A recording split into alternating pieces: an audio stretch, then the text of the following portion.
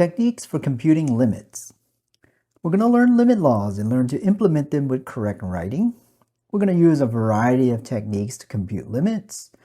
We're also going to analyze and adopt a new vocabulary word called indeterminate form. And we'll write, understand, and use the squeeze theorem to compute limits as well. Let's start with a theorem that involves polynomials and rational functions.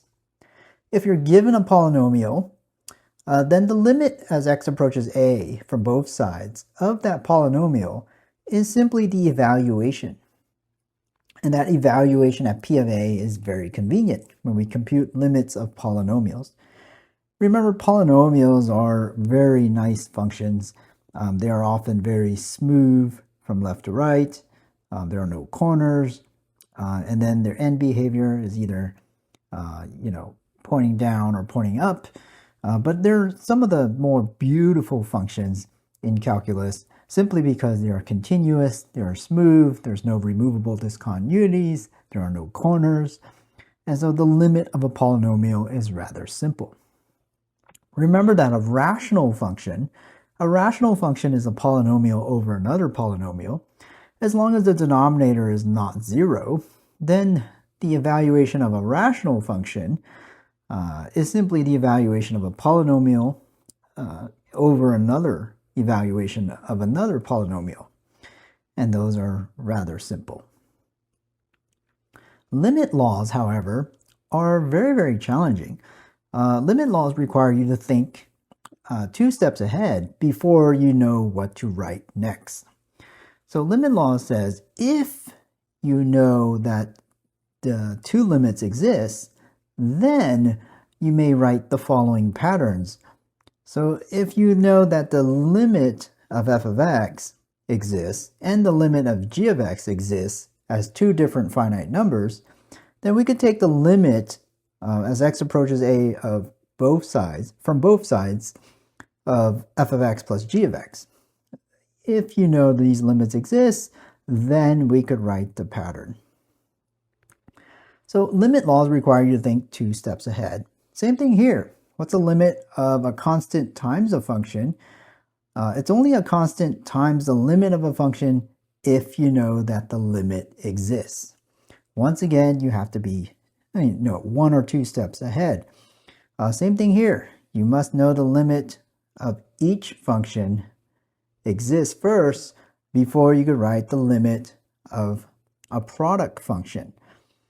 If you know the limit exists, then we can write them as the multiplication of 2 limits. Okay, so always think 2 steps ahead before you decide what to write for your limit evaluation. Here, once again, you have to think ahead. The limit of a function in the denominator cannot be 0, and it has to exist. Then we could write, that pattern from left to right. The rest of these limit laws, make sure you're reading them very, very carefully. Know exactly when you could possibly use them. But in general, limit laws require you to think 1 or 2 steps ahead. Then you could write the patterns. So if you learned how to play checkers in the past, calculus will teach you how to play chess. You have to think 2 steps ahead before you write any kind of limit law. So here's an example. It says take the limit as x approaches 2 from both sides of this polynomial. Now, if you don't see that's a polynomial right away, then you might struggle with this. You have a polynomial of degree 10. Okay, if you see a polynomial of degree 10, then we could simply evaluate this limit at x equals 2. Before we write that, since we know that the limit is going to exist, we could write limit laws. So one could see that the 29 here is a constant, and we could say 29 times the limit as x approaches 2 of this particular polynomial, x squared minus x raised to the 5th power. So notice I'm taking advantage of a limit law here by knowing that this limit is going to exist.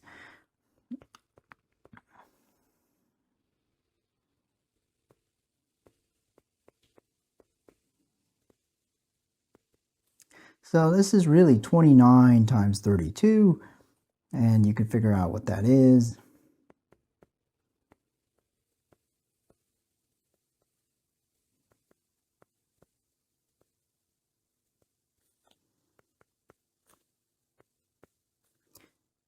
So notice you're just rewriting the expression by thinking ahead.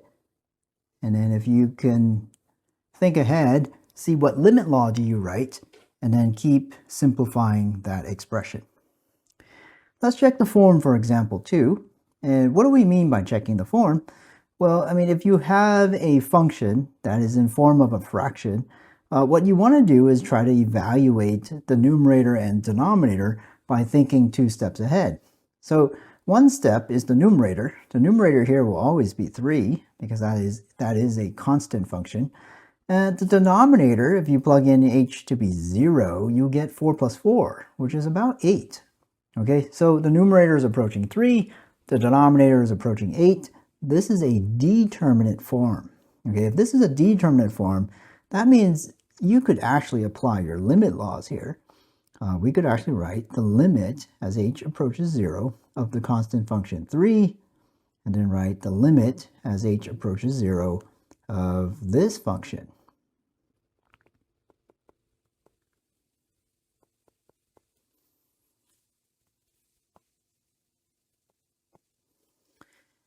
And we could actually write the next evaluation. We'll go ahead and evaluate this. This is now 3 over 8, and I could stop there.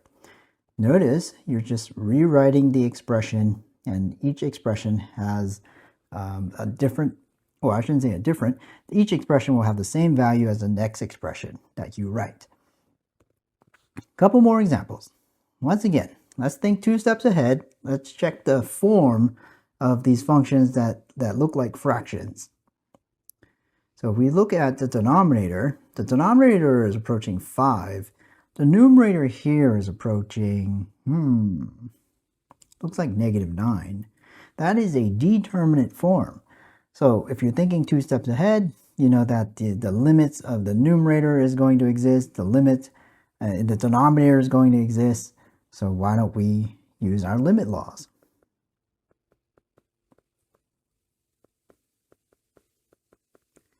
The most difficult part here is the writing. You just got to practice the writing over and over again. Think 2 steps ahead, and that will allow you to decide whether or not the limit laws actually apply. Notice this is actually the limit of a rational function with the denominator not being 0. So we could go ahead and evaluate this. This is going to be -9 over 5. And you're done. Notice you just wrote 3 expressions there with basically double bar symbols in between. Let's look at example 4. Once again, we'll check its form. So off to the side, we'll do a little bubble here. We're going to check its form. You're 1 step ahead. You notice that the numerator is approaching -21. The denominator is approaching what? The square root of 9. Well, that is a determinate form. Okay, so that allows us to write limit laws. We're 2 steps ahead.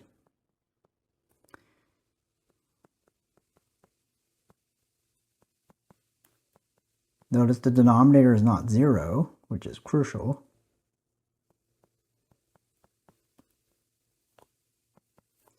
And now we could go ahead and evaluate the numerator and denominator separately. Finally, the expression simplifies to be -7. And there is your solution. Notice I'm not circling the final answer. The key here is actually circling all the steps in between and knowing precisely when do you write limits and when do you do not. Let's keep practicing. Once again, we want to check its form. So off to the side here, I'm going to draw a bubble. And this one says 81 times 7/9 quantity squared minus 49 over what? 9 times 7/9 minus 7. So if you look at that bubble more closely, it will actually say 0 over 0. Well, now we really don't mean 0. You got to remember, x is approaching 7/9, but it never has to equal 7/9. So x is approaching 7/9, but doesn't have to equal it. So that 0 is actually representing something called a concept. And that concept is actually very small over very small. Now, that is not a determinate form. So if it's not a determinate form, we're going to call it indeterminate form. So this right here is definitely an indeterminate form right there. That is called an indeterminate form. It really doesn't talk about zeros. It's really talking about two concepts called very small over very small. Now that isn't very helpful. So what we're going to do now is resort back to algebra to figure out this computation.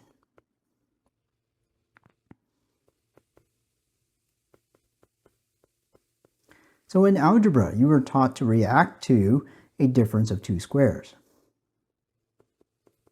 And if you factor the numerator, you're going to realize that you have a common factor in the denominator.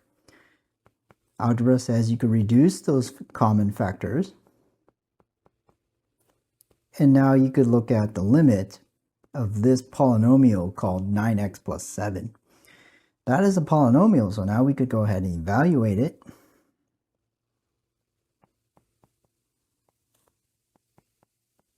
And that is in fact equal to 14. So the answer here is actually all the symbols that are written. Don't just concentrate on the 14, but concentrate all the symbols that are written, know exactly when to write limit laws, know exactly when to write LIM, and know exactly when not to write LIM.